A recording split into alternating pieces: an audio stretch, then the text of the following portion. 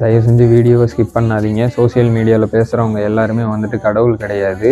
அவங்களுக்கு தான் 100% தெரியும்னு மட்டும் தயவு செஞ்சு நம்பாதீங்க. அவங்களும் வந்துட்டு நம்ம எல்லாரும் பொதுமக்கள் நம்ம எப்படி யோசிக்கிறோமோ அதே மாதிரி தான் அவங்களோட ஒப்பீனியனை வந்துட்டு சொல்கிறாங்க. அவங்கள பிடிச்சவங்க அவங்க உண்மையை சொல்கிறாங்கன்னு நினச்சிக்கிட்டு அவங்க என்ன சொல்கிறாங்களோ அதவே ஃபாலோ பண்ணாதீங்க. சோசியல் மீடியாவில் ஒரு சில பேர் வந்துட்டு என்னென்னா அவங்க பேசுகிறது பூராமே வந்துட்டு வன்முறையை தூண்டுற மாதிரி இருக்குது. தயவு செஞ்சு அந்த வன்முறைன்றதே வேண்டாம். டிஎம்கே, டிவிகே, ஏடிஎம்கே, என்டிகே மற்ற எல்லா கட்சிக்காரங்களும் ஒரே குடும்பத்தில் நம்ம கூட பிறந்த அண்ணன் தம்பியாக இருக்கோம்னு வச்சுக்கோங்களேன். நம்ம கூட பிறந்தவங்க தப்பு செஞ்சாங்கன்னா அவங்கள வார்த்தைகள் விடுறதோ கோவப்படுறதோ இல்லை அவங்கள அழிக்கணும்னு நினைப்போமா? கண்டிப்பாக கிடையாது. முன்னாடி இருக்கவங்க அது மூணாவது மனுஷர்னா மட்டும் இந்த மாதிரி நம்ம வார்த்தைகள் பேசுகிறதும் ரொம்ப தரக்குறைவாக பேசுறது ஒரு மாதிரி ரொம்ப அதிகமாகவே பேசிக்கிட்டு இருக்கோம். அவங்களுக்கு பேசுகிற எல்லாருக்குமே வந்துட்டு தெரியும். யாரையும் தேவையில்லாத வார்த்தைகள்லாம் வேண்டாம்னு நினைக்கிறேன். அவங்கவுங்க வாழ்க்கையை வாழ்றதுக்காக நம்ம வாழ்ந்துக்கிட்டு இருக்கோம். முன்னாடி இருக்கவங்க தப்பான ஒரு ஆளாக இருக்காங்க அப்படின்னா சொல்லி புரிய வைக்க ட்ரை பண்ணுவோம். புரிஞ்சுக்கலன்னா ரைட்டு, ஓகே, அவங்களுக்கு தெரிஞ்சதான் அவ்வளோதான் அப்படின்ட்டு விட்டு விலகி போகிறது